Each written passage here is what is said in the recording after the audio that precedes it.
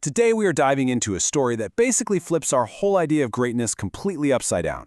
It's a story about a wild choice, a great reversal that really challenges everything we think we know about what it means to be powerful versus what it means to be humble. So let's get right into it. To really wrap our heads around this great reversal, we first have to understand the starting line, a moment of just ultimate love and approval. Seriously, take a second and think about it. What's the one thing, that one phrase from someone you love or deeply respect that would just mean everything to you?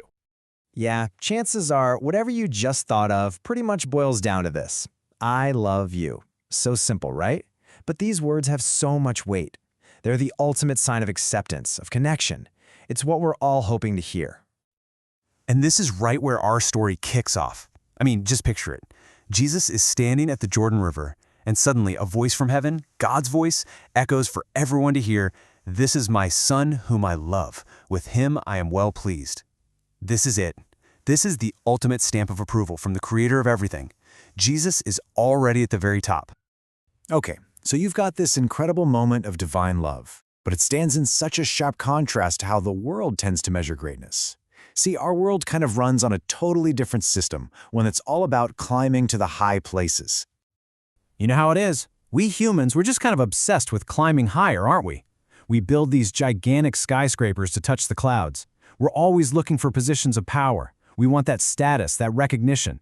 And we throw huge parties, coronations, and inaugurations, which are all about lifting one person up to the highest seat in the room.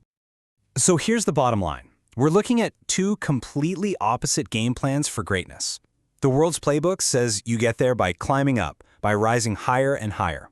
But the playbook we're about to look at, it says real greatness is found by going lower, a complete and total reversal. And this brings us to the absolute heart of the story. What on earth happens when the person who is already in the highest place you can possibly imagine makes a choice that nobody, and I mean nobody, would ever see coming? And let's be really clear about this. Jesus wasn't some guy trying to climb the ladder or make a name for himself. The story says he was there with God when everything was created. He already had all the power, all the authority. There was literally nowhere higher for him to go. So here's something to chew on. If that were you, if you had all that power, if you had that ultimate seal of approval, would you ever choose to let it go, to actually intentionally move down? Because that is exactly what Jesus did. He didn't head for a palace. He didn't go to a throne room. He went to a river. Now, to really get why this was so shocking, you have to understand what baptism was all about in that time. It wasn't some party for perfect people. It was a public act for people who were admitting they messed up, that they had sinned, and they were committing to change. It was a ritual that screamed, "I need to start over." So just try to paint this picture in your mind. The Jordan River is just full of everyday people openly confessing their failures, their brokenness. By its very definition, it's a place of humility. It's a gathering of the lowly, not the elite. And right into the middle of this scene walks Jesus, the very one who just heard God say he was perfect. And the guy in charge, John the Baptist, is just completely floored. He looks at Jesus and says, "I need to be baptized by you, and you're coming to me?" He's basically saying, whoa, hold on, this is all backwards. You should be baptizing me. John's confusion is basically our confusion, right? Why would the one perfect person go and stand in a line with all the imperfect people? Well, Jesus' answer to that question, it's the whole point. He says to John, "Let it be so now. It is proper for us to do this to fulfill all righteousness." Now, that might sound a little formal, but this isn't just a casual remark. It's a huge statement about his entire mission. It's about identifying with us, with humanity, in the most complete way possible. So what he did was so much more than just a ceremony. I mean, think about it. This was not a publicity stunt, you know?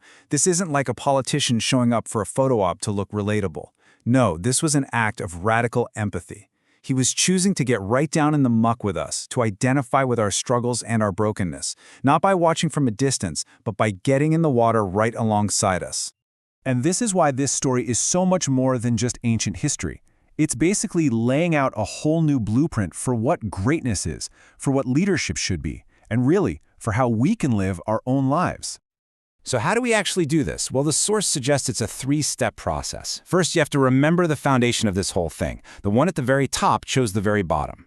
Second, from that place, you practice real humility. You stop bragging about your own accomplishments. And then the third step, and maybe the hardest one, you have to move toward the lowly, to actively help and empathize with people who are struggling, just like he did.